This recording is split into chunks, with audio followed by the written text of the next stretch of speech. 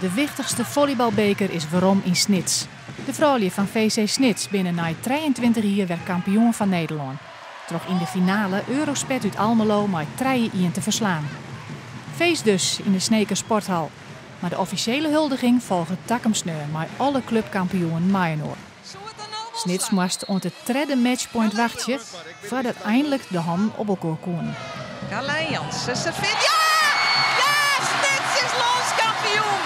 Snits is landskampioen! Hoe is het mogelijk? Rijden hier! Fantastisch! Wat verdikking man, die zijn gekhuizen! Ja, maar hoe heeft die laatste minuut beleefd? Dat is toch absurd? Ja, ik weet het niet. Kan het niet vertellen. Kan het niet vertellen. Ik weet het niet. Ik weet niet eens hoe het geëindigd is. Ik weet het echt niet. Ik weet niet wat ik moet zeggen. Dit is een droom.